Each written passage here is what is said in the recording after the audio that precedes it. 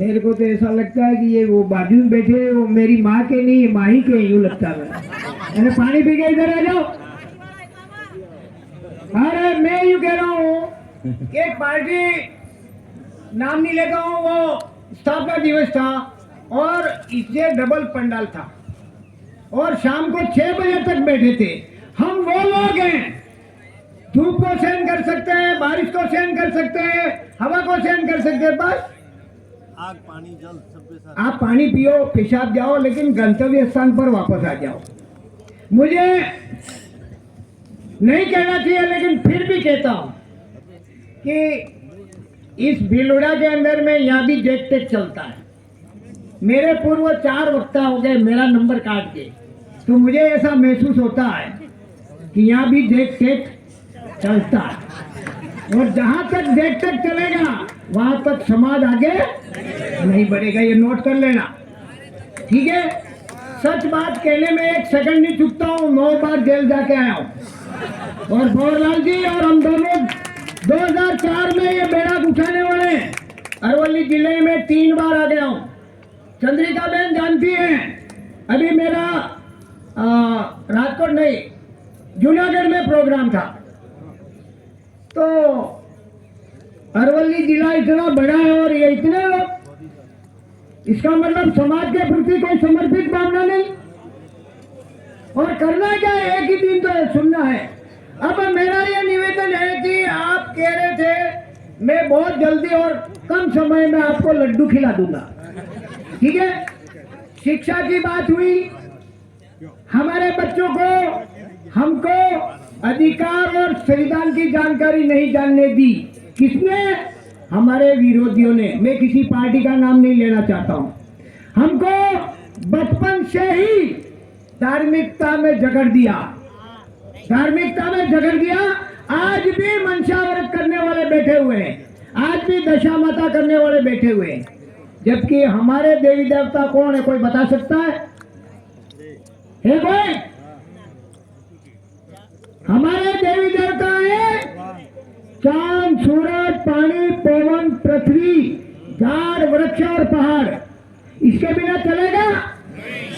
और मानव से बनाए हुए देवी देवता, यदि आप उस देवी देवता को मानते हो तो फिर इंसान ने बनाया हुआ देवी देवता क्यों नहीं मान, उसको क्यों मानते हो? अरे एक उदाहरण बता देता हूं आपको, मैं समय लूंगा क्योंकि मेरे जेक टेक चला इसलिए समझ लूंगा, हाँ, नहीं तो मैं बंद कर दूं।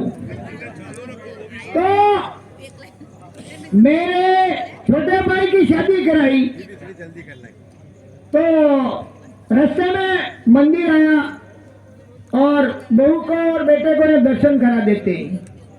सुन लेना, ये बहुत महत्व की बात है। तो बहू ने बोला कि मैं तो मंदिर का दर्शन नहीं करती हूँ। क्यों? अरे वो 2 दरवाजे पर 2 शेर है ना, वो मेरे को काट खाएंगे। तो वो लड़के के पिता ने बोला कि ये तो नकली है बेटा है, तो अंदर बैठा वो असली है क्या? है? अंदर बैठा वो भी तो नकली है, इसलिए मैं ऐसे दर्शन नहीं करती हूँ। दूसरी बात, हमारे शिक्षा की बात आई थी। शिक्षा के अंदर में एक ही लाइन में उतार कर दे देता हूं, शिक्षा किताबों का कीड़ा नहीं होना चाहिए, सामाजिक जानकारी भी होनी चाहिए, और जितनी जानकारी होगी इतनी जागृति होगी। ये नोट कर लेना, शॉर्ट एंड स्वीट में बता देता हूं मैं। नहीं तो शिक्षा को इन्होंने व्यापार बनाया है और हमारे लोगों को मूर्ख और हमारे बच्चों को मूर्ख बनाने के लिए व्यवसाय बना करके प्राइवेट स्कूल खोल दी है। वो हमारे विधानसभा, लोकसभा और राज्यसभा में जाने वाले गुलाम नेता वहां जाकर के एक भी शब्द नहीं बोलते हैं, हमारे समाज के सर्टिफिकेट से जीत के जाते हैं और हमारे समाज के साथ गद्दारी करते हैं। इसीलिए आने वाले समय में हमारे समाज की वकालत करें, विधानसभा में बात करें, राज्यसभा में बात करें और लोकसभा में बात करें। हमने तो एक आदमी तैयार करके लोकसभा में भेज दिया। सबसे पहले गुजरात में हमने सबसे पहले जागृति करने का काम किया, लेकिन आपने ग्राम पंचायत और तालुका के एक डेलीगेट को भी जिता करके आपने नहीं तैयार किया। और इतने पढ़े लिखे लोग, मैं 8वीं पास हूँ, वर्ल्ड में 8 जगह गया हुआ हूँ ट्राइबल रिसर्च ऑफ इंडिया की तरफ से, और इतने पढ़े लिखे लोग और इतने होशियार लोग, अभी तक आपने एक एमएलए नहीं जीता है। क्या बोला होगा हमारे समाज का? वहां तो गुलाम खाने पीने वाले, मारे शू पड़ी चला, मारे ग्रांट मળી છે, मार तो બધું થઈ જશે। अरे आने वाली पीढ़ी क्या होगा, आने वाले बच्चों का क्या होगा, आने वाले जनरेशन का क्या होगा? इसीलिए अभी जो गद्दारी कर रहे हैं उनको वोट का चोट और जूतों की माला पहना के रवाना कर दो और हमारी वकालत करें, उसको बाउंडेड करके चुनाव लड़ाओ, तो आपका कोई बोलबाला होगा। आज हमारे लोग कहते हैं, आपके गुजरात के लोग, अरे जोरावर जी आपने एक आदमी लोकसभा में भेज दिया, 4 आदमी विधानसभा में भेज दिए, क्या भला होगा? मैंने कहा भला हुआ कब था ये हमको बताओ। हमारे साथ तो छेतरपिंडी हुई ना। मैंने कहा हमारा एक आदमी वहां बम्बू डालेगा ना खबराला तो पूरी दुनिया हिलती हो गई, और आज पूरे इंडिया में नेटवर्क जा रहा है राजकुमार का। इसीलिए हमको विकास नहीं चाहिए, हमारी बात को उठाने वाला चाहिए। विकास तो अपने आप आएगा, नहर बनी हुई हो तो पानी तो ऑटोमेटिक चल जाएगा। इसीलिए अब भी समय है, जाग जाओ। जागृति और जानकारी बहुत जरूरी है, और यदि आने वाले पीढ़ी को बचाना है तो जग जाओ। नंबर 2, ये पहली बात हुई है, संस्कृति। संस्कृति कौन सी संस्कृति? आप बांडी का रिपेयरवी संस्कृति है? अरे मैं यूं कह रहा हूं, हमारी संस्कृति धोती पगड़ी पजामा, हमारे बाप दादा आप सोगू मिलता, आप सोगू मिलता, ये सोंगा था, ये हमारा ताज है, ये हमारा पाग है। अरे आप दूसरों को देखो ने, मुस्लिम को देखो, ईसाई को देखो, हिंदू को देखो, ये गोरे लोग देखो, वो कभी भी अपना पहनावा नहीं छोड़ते, अपनी संस्कृति नहीं छोड़ते। अरे मैं यूं कह रहा हूं कि ये सभी लोग, ईसाई लोग कहते हैं बाइबल पकड़ के, ए बेटा ये चीजें जीने मरने का तेरा सहारा है। हिंदू कहते हैं रामायण पकड़ के, देख बेटा ये तेरे जीने मरने का सहारा है। और हमारे लोग सभी धर्मों में, सभी ग्रंथों में, अरे आदिवासी इस देश का मूल मालिक है, ऐसा संविधान बोलता है, सुप्रीम कोर्ट बोलता है, इसके बाद भी कहते हैं अरे यार हम तो हिंदू हैं। अरे कौन से हिंदू? हम तो हिंदू भी नहीं, मुसलमान भी नहीं, सिख नहीं, ईसाई नहीं, हम तो इस देश के मूल मालिक है, और चांद सूरज पानी पवन और पृथ्वी को मानते हैं। बाकी सब देवता तुम्हारे वाइसर में फिट नहीं होते।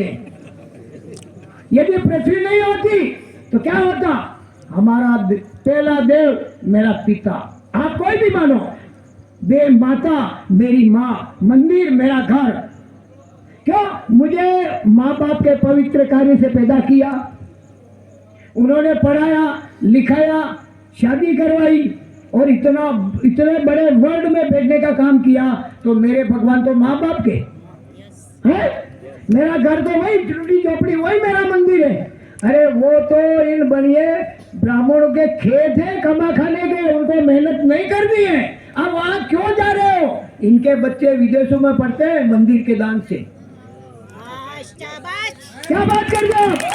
अरे मैं यूं कह रहा हूँ, किसी भी गैर आदिवासी मिनिस्टर का बच्चा या एमएलए का बच्चा हड़ताल में आगे रहता, आपने देखा क्या? कावड़ चौकने में रहता है क्या? तो आपका दिमाग क्या गोबर भरा है क्या?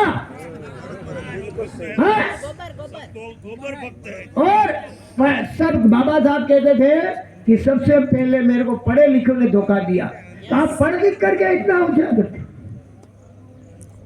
इसीलिए संस्कृति को, हमारी संस्कृति को बचा के रखना हमारी पहली प्राथमिकता होगी। लोकुर, अभी चंद्रिका बहन ने कहा था लोकुर कमेटी, लोकुर कमेटी में क्या है? घर के आगे सफेद और हरा निशान होगा, हल होगा, कबल कोठी होगी, और आपकी संस्कृति होगी, पहनावा होगा, तो आदिवासी की लिस्ट में रहोगे, अन्यथा उड़ा देंगे। आप हिंदू बन जाओगे तो भी उड़ जाओगे, ईसाई बनोगे तो भी उड़ जाओगे। क्यों? लोकुर कमेटी कहती है आप पढ़ लेना। और अभी लिमखाना के लोग आए थे, हमारी तो जमीन चली गई। मैंने कहा आपने बीजेपी को वोट दिया, आपके नेता ने लिख के दे दिया, जमीन चली गई, मैं क्या करूं? हैं? भाई आप देखते हैं हमारा भला कौन करे? ऐसे आदमी को भेजो, हमारी वकालत कौन करे? इसीलिए मेरा ये एक निवेदन और है कि ये दूसरा पॉइंट हुआ। अब तीसरा पॉइंट है धार्मिकता। धार्मिकता में लगभग मैंने बता ही दिया है आपको। अरे वो देवी देवता में जान हो तो कोरोना आयात क्यों नहीं मिटा? अरे ये बता दे, अरे देश की सीमाओं में जाके खड़े रहे वो 33 करोड़ देवी देवता, क्यों नहीं खड़े रहते हैं? ये सिर्फ इनके कमा खाने का है। चौथा पॉइंट, मूल मालिक इस देश का मूल मालिक सुप्रीम कोर्ट बोलता है, 5 जनवरी 2011 का जजमेंट बोलता है, और ये जमीन हमारी है, तो फिर डर किस बात का? अब रही बात, बीच में मैं भूल जाऊंगा एक बात। अभी एक दादा ने बोला था कि रूढ़िगत ग्राम सभा, आप रूढ़िगत ग्राम सभा बना दी तो आपको दुनिया की कोई ताकत आपको डरा नहीं सकती है। हमारे वहां लगभग पूरी हो गई, और हमने कह दिया, हमारे वहां एक बहुत बड़ा एक टावर लगा था, उसको हमने धराशायी किया। 50 साल की राजनीति उसको मिट्टी में मिला दी। सुना होगा आपने ना, कई सारे नहीं जो जानते भी होंगे। अरे वो मेरे को 10 बार कहता है, यार मेरी क्यों बुराई करता है यूं? 50 साल की राजनीति उसको मिट्टी में मिला दी हमने। आप लोग ना समझो। बीच में कोई बात आई थी, चंदे की बात आई थी। मैं 17 जगह पे दान देता हूं, 17 जगह पे, और 17 मुट्ठी अनाज इकट्ठा कर लेता हूं, या 17 रुपया। आज 17 रुपया अलग रख दूंगा कि मुझे यहां देना है। अभी 200-300 रुपये यहाँ दे दिए, क्या 500 दे दिए, मैंने 200 चंदा दे दिया, 200 बच्चों का दे दिया है। लगभग यहाँ का पूरा हो गया मेरा। और आप लोग 60-60, 80-80 हजार रुपये कमाते हो, और 365 दिन आते, 1 रुपया भी यदि आप इकट्ठा करते हो तो 365 रुपये होते हैं। कितने लोग हो, कितना रुपया हो जाएगा?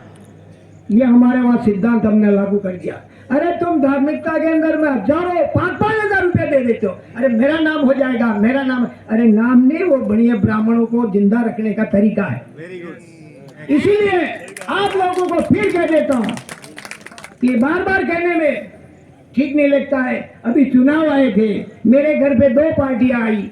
एक ने बोला 5,000 रुपया दे दूंगा जोरावर जी, हमको वोट देना।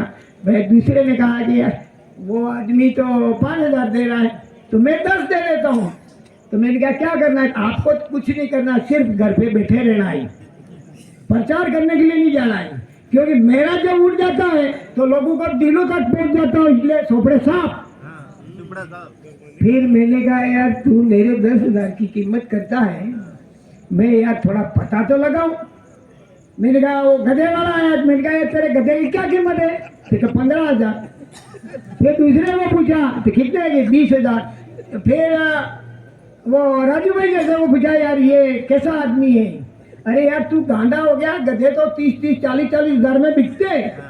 मैंने कहा वापस आया और पूछा उसको, तू मेरे को गधे से भी गया बीता समझता है क्या? सारा गधे की कीमत से भी गया बीता। हमारे लोगों को ऐसा मूर्ख बनाते ये लोग। ये आपको समझने की जरूरत है, और नहीं समझोगे तो मारे जाओगे, आने वाली पीढ़ी खत्म हो जाएगी। अब रहा लास्ट पॉइंट।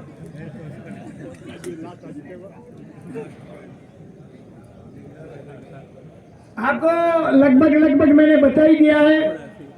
जानकारी और जागृति बहुत अनिवार्य है। हमारे नेताओं को खड़ा करो, समझदार हो, समाज की बोलबाला करे, समाज के लिए वकालत करे, ऐसे आदमी को खड़ा करो, और रिश्वतखोरी और जेट टेक मत करो, नहीं तो आने वाली पीढ़ी खत्म हो जाएगी। शिक्षा पे आप अभी लोकसभा में हमारे 3 साल की छात्रवृत्ति राजकुमार ने दिलाई, इसीलिए अब जो गद्दारी कर रहे हैं उनको रोड पे खड़े कर दो। ये है। दूसरी बात, आपको संस्कृति की बता दी, शिक्षा की बता दी, जानकारी की बता दी, बाकी तो आपको संविधान, जानकारी, हक, अधिकार कई विद्वानों ने बताया। इसलिए लास्ट में मैं आपको मानगढ़ पर गीत गाया, उस गीत गा करके मैं अपनी वाणी को विराम दूंगा। ठीक है।